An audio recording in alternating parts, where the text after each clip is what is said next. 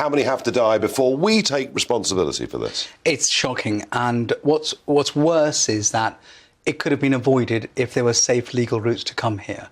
Now, if you look at the trends, about 70% of those people on the boats were genuine asylum seekers, coming from countries like Syria, Iraq, Eritrea and Iran.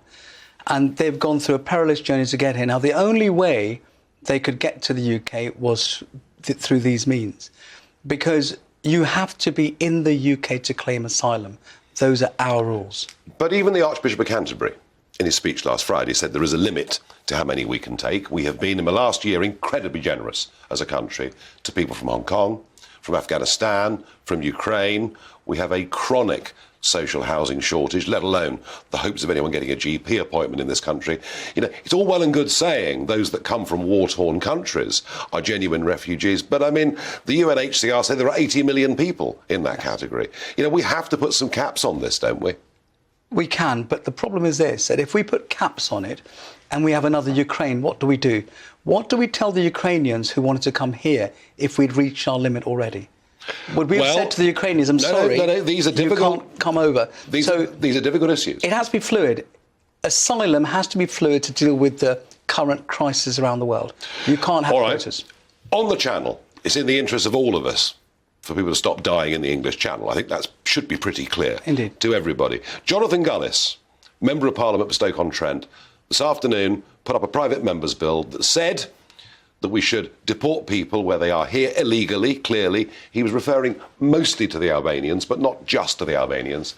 And we should just ignore the ECHR in these circumstances. It was rumoured that Boris Johnson was supportive, although he wasn't when he was PM.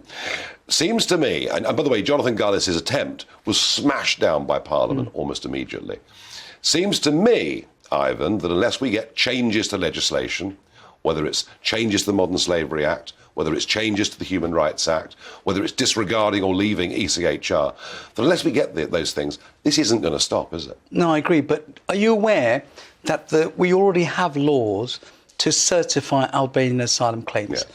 We could actually turn them around in 14 days. Yeah. So why don't we do it? Because we don't have the resources, the training. And you mentioned the national referral mechanism. That's a problem. Because when their asylum claim is certified as clearly unfounded and they can be removed to Albania, the Albanians are claiming they're being trafficked. That's because of a poorly drafted piece of legislation by Theresa May in 2015. And also because the police are incompetent to properly investigate. There should be one unit to do both things. And you should be able to certify both the asylum claim and the trafficking claim at the same time. Start to finish, an Albanian should spend no more than 14 days in the UK. We've had these powers since 1996. Albania's been on the white list since 2004. The law's there already. OK, so the law's there. Absolutely. We don't have, between the Home Office, the immigration authorities, we haven't got the resources or the will. Nigel, I was in court yesterday, an illegal person here, representing, he's married a British national. Do you think the Home Office even turned up to court? No. They didn't respond to any of our queries, any of our correspondence, and nobody turned up to court yesterday. The judge was wondering, where are you? And that's the situation we're in at the moment.